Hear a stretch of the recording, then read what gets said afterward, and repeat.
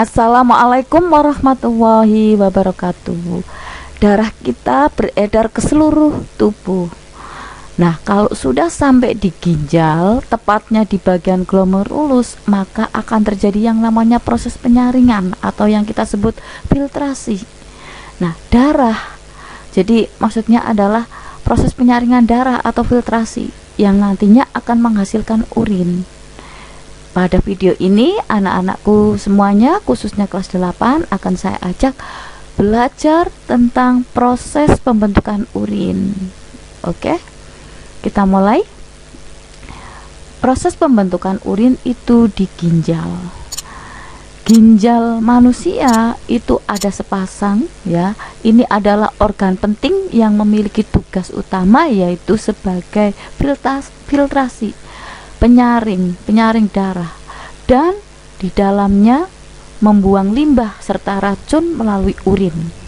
Nah, ginjal itu berbentuk seperti kacang merah dan terletak di dalam punggung, di mana ukuran ginjal untuk orang dewasa yang normal itu kira-kira sebesar kepalan tangan dengan berat kurang lebih sekitar 135 sampai 170 gram.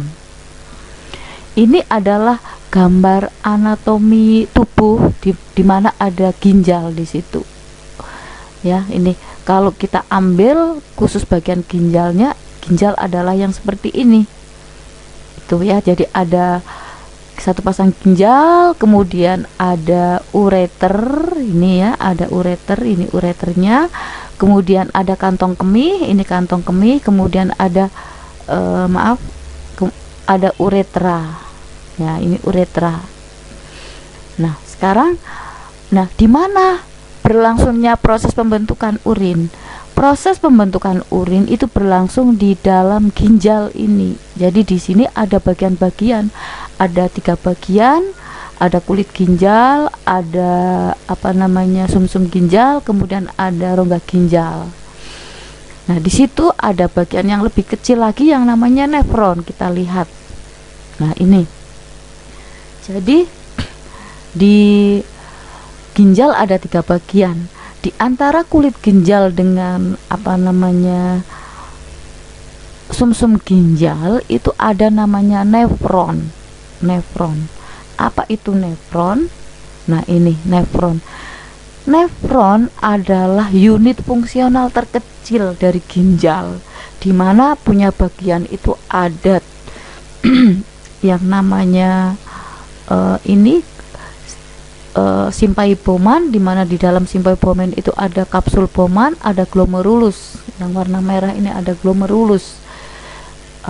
Kemudian ada tubulus contortus proximal, ada tubulus contortus distal, dan penghubung antara tubulus contortus proximal dengan distal ini ada lengkung Henle.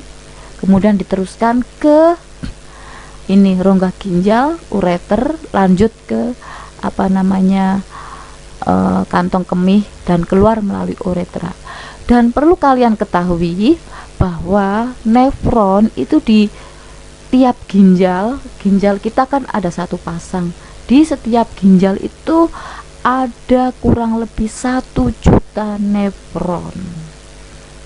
Nah, fungsi nefron inilah yang berperan untuk pembentukan urin. Kita mulai dari yang namanya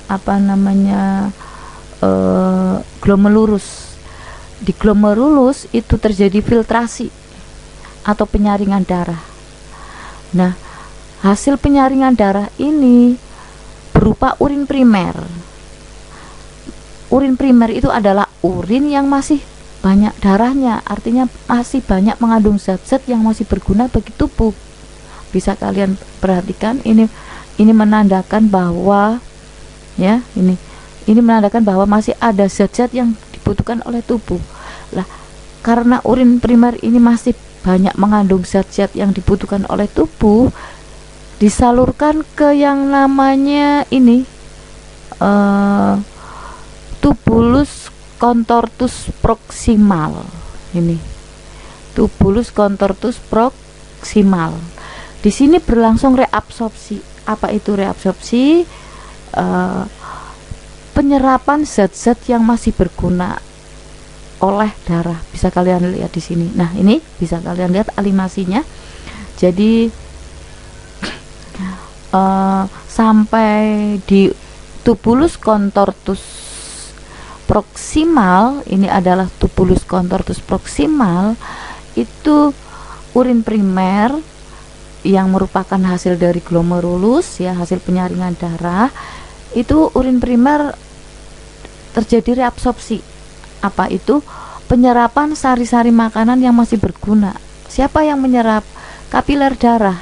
Darah yang menyerap. Ini ada kapiler. Nah, kalau sari-sari makanan yang masih berguna bagi tubuh sudah diserap dan masuk ke kapiler darah, hasilnya urin sekunder. Ini ya, urin sekunder. Nah, urin sekunder melalui lengkung Henle akan menuju ke tubulus contortus distal. Nah, terjadi apa di distal? TCD, tubulus contortus distal di sini ya. Ini terjadi apa?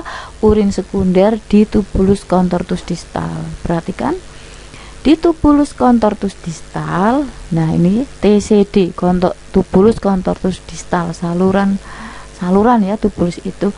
Ini terjadi yang namanya augmentasi. Apa itu augmentasi?